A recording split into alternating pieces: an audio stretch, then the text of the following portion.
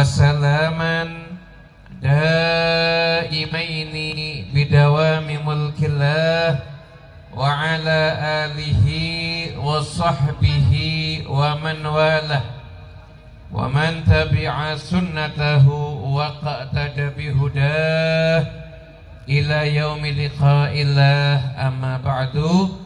السلام عليكم warahmatullahi wabarakatuh. Waalaikumsalam warahmatullahi wabarakatuh.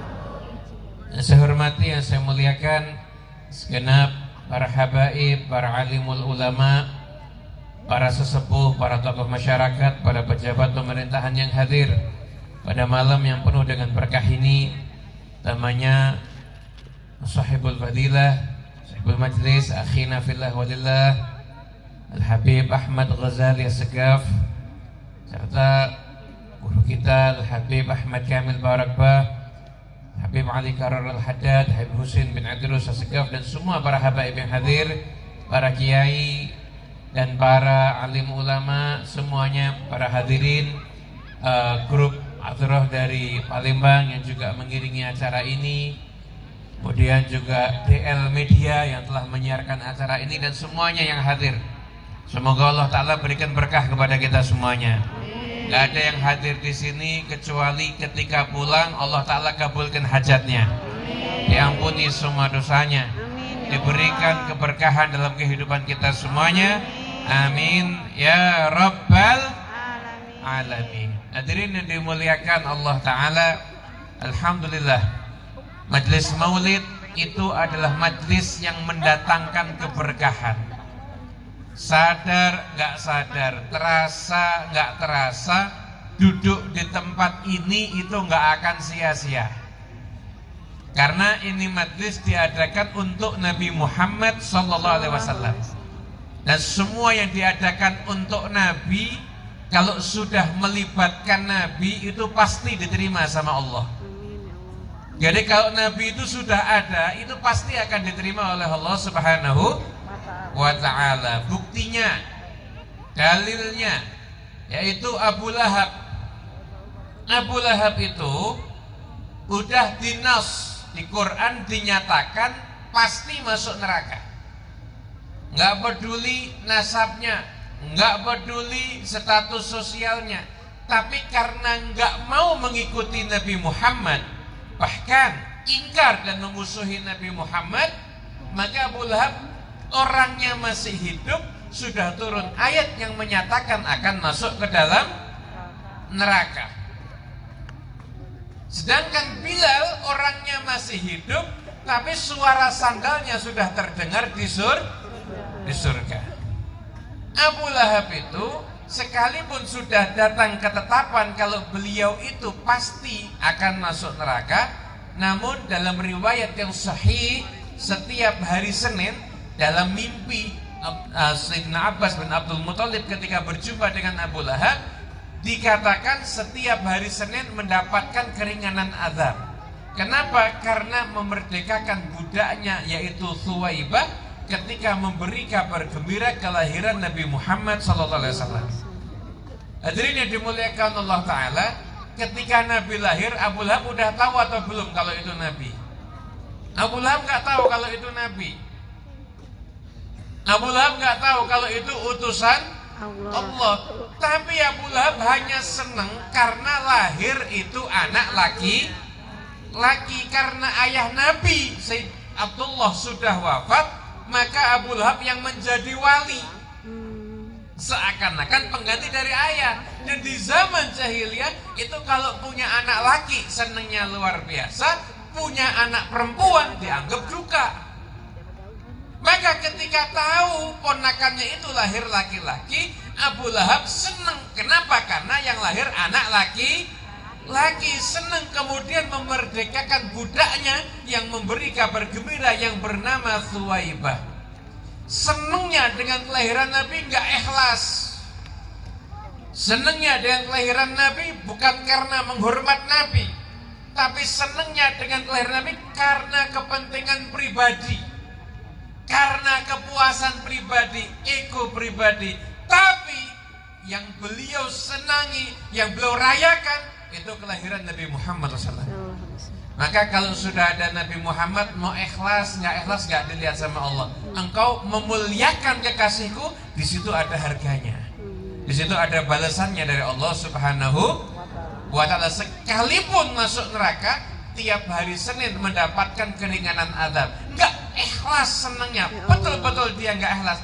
Namun karena Nabi Muhammad Sallallahu Alaihi Wasallam, kebetulan dia adalah yang menjadi sebab gembiranya Abu Lahab. Abu Lahab pun tetap mendapatkan keringanan dari Allah Subhanahu wa Ta'ala. Makanya para ulama mengatakan sholawat sama Nabi sekalipun enggak ikhlas dapat pahala. Masya Allah. Sholawat sama Nabi sekalipun enggak ikhlas itu mendapatkan pahala. Bukan karena apa, tapi karena yang diagungkan itu Rasulullah Sallallahu Alaihi Wasallam. Saya mau kasih perumpamaan biar gampang pahamnya. Begini, Bapak Ibu cinta nggak sama anak? Cinta nggak? Cinta, pasti kan cinta sama anak. Kalau anak dipuji-puji seneng nggak? Seneng. Sekarang Bapak Ibu suatu hari kedatangan tamu tuh kalau sudah dari ngetuk pintu kelihatan mukanya udah kelihatan. Ini muka-muka mau ngutang ini. Muka-muka mau ngutang. Duduk kita temui, ternyata sepanjang duduk dia muji-muji anak kita. Seneng apa enggak? Seneng apa enggak? Senang. Terakhir setelah muji anak kita, biar persahabatan tidak putus, pinjam dulu duit 100. ya, yang jawab berarti biasa utang. Mudah-mudahan semua utangnya lunas insyaallah. Amin ya Betul kan, Allah. Duk? Banyak yang punya utang kan? Ketika dia setelah muji-muji anak kita kan kita senang, terus dia pinjem dan kita punya, kita kasih nggak? Kasih. Kita tahu nggak kalau mujinya itu nggak ikhlas? Tahu. Dia muji nggak ikhlas, tapi karena cintanya dia sama anak kita, maka ketidakikhlasannya itu kita lupakan. Sehingga ketika dia minjem, tetap kita kasih. Lah, cintanya Allah kepada Rasulullah SAW jauh lebih besar dibandingin cintanya kita sama anak kita. Makanya udah mengagungkan Nabi, memuliakan Nabi. Maaf, walaupun gak ikhlas tetap dapat pahala dari Allah. Apalagi kalau Ikhlas. itu jangan niatnya gak ikhlas semuanya.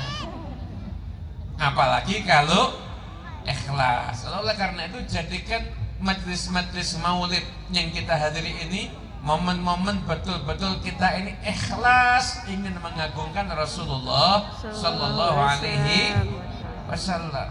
Hidupkan syiar-syiar Nabi Muhammad.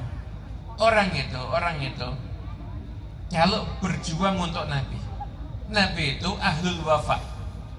Al-wafa itu orang yang pandai membalas budi. Jadi ini kalau ada orang berjuang untuk Nabi Muhammad segini, Nabi Muhammad akan memperjuangkan dia segini. Masya Allah. Jadi orang yang berjuang untuk Nabi Muhammad, dia pasti nasibnya akan diperjuangkan oleh Nabi Muhammad. Pasti, nggak mungkin. Anda tahu dalam sebuah riwayat dikatakan salah seorang sahabat Ansar itu ketika itu Nabi Muhammad SAW itu dalam keadaan haus, Nabi minta air. Ketika dibawakan air di gelas begitu, ketika sudah dekat sama Rasulullah, dilihat di air itu ada rambutnya. Maka sahabat itu langsung dengan spontan ngambil rambut tersebut. Didoakan sama Rasulullah, didoakan sama Nabi Muhammad. Ini perjuangan capek apa kecil? Kecil kan, cuma ngambil rambut dari gelas. Apa doa Nabi? Allahumma jammilhu. Ya Allah, perindahlah dia. Ini sahabat sampai usianya 90 tahun lebih, wajahnya masih kelihatan muda dan tidak ada uban di wajahnya. Karena berkat doanya Nabi Muhammad SAW. Sallallahu alaihi Nabi Muhammad. Udah nyambung sama Nabi berkah. Dulu ada anak tiri Nabi namanya Zainab binti Abu Salamah. Itu putri dari istri Nabi Ummu Salamah. Jadi Ummu Salamah kan dulu nikah sama Abu Salamah, punya beberapa anak, punya anak banyak. Kemudian Ummu Salamah menjanda karena Abu Salamah wafat, dinikah sama